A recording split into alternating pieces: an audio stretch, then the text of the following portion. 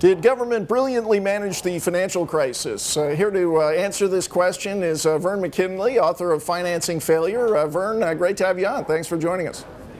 Good afternoon, James. Thanks for the invitation. So, Federal Reserve Chairman Ben Bernanke has recently been lecturing college students essentially on how he and other federal regulators and government officials during the financial crisis of 2008 brilliantly intervened when necessary to avert more or less the end of the world. Now, you've studied this question carefully. So were the interventions brilliant, and did they avert the end of the world as we know it? Well, along with Judicial Watch, I was able to get some documents from the Federal Reserve regarding AIG.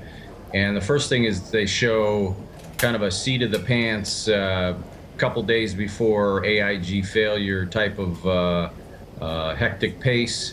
And when they did finally get to the decision making, there was really no connection between this idea that AIG was going to fail and any negative fallout. I mean, they threw around a lot of big numbers, a lot of wild speculation about what might happen, but no real hard evidence that the world would end as we know it in the financial system if AIG wasn't bailed out. And just to remind people, that was one of the largest federal interventions in September of 2008, and it was interestingly, I thought, one of the cases that Professor Bernanke, talking to the students, has been highlighting as kind of an example of government shrewdly intervening when necessary in the markets. And It is bizarre that he would choose this particular case, because this is a situation where the government has frequently changed its story on why it intervened, at certain times seeming to suggest it was to prevent a panic among insured policyholders. At other times, I think, admitting what most people kind of figured was that it was a conduit, kind of a vehicle to bail out large investment banks who were owed money by AIG. Now, you've spent a lot of your time the last few years trying to get out of the government the documents justifying a lot of these bailout decisions. In the AIG case, do you feel like they've disclosed everything they should? Because I know there were certain documents in terms of the Fed staff sending to Chairman Bernanke their opinions on whether or what the systemic risk was at AIG. Do you feel like the Fed has now been transparent with that information? Oh, absolutely not. I mean, one of your editorials a few years back talked about this document that talked about the solvency of AIG. The storyline was that, AIG was solvent, Lehman Brothers was insolvent, so we let Lehman Brothers go, but AIG was solvent all along.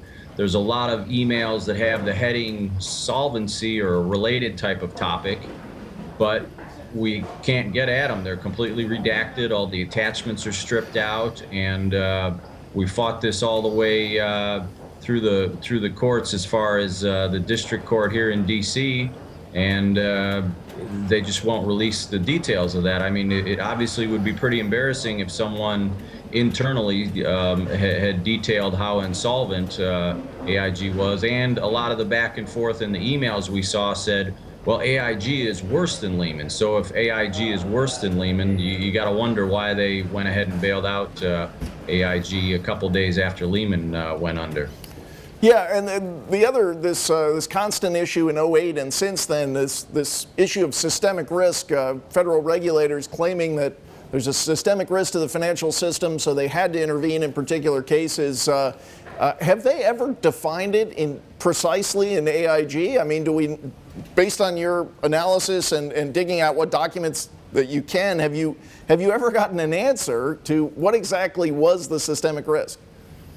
No, they didn't make clear in the AIG case. A lot of it talks about how widely known AIG was from a brand perspective. These are emails back and forth between the Federal Reserve Bank in New York and the Board of Governors in Washington. And you would think with Dodd-Frank that they would have kind of clarified this issue, but there's no definition in Dodd-Frank either.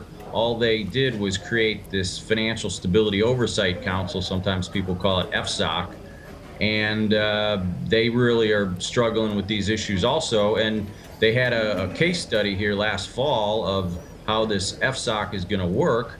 We had MF Global go under, and that filed bankruptcy on October 31st. And FSOC, they decided to look at the MF Global situation on October 31st. So there was no real early warning system, which is what was envisioned when they set up this FSOC in Dodd-Frank. And they completely dropped the ball and looked at it after the fact. We were able to get some documents. Judicial Watch and I have gotten some documents, essentially Secretary Geithner's script at this meeting. And we're going to try to do some follow-up and more digging, and hopefully get some details on the analysis of systemic risk as it relates to MF Global. Well, let's hope we get at some point the real story of AIG.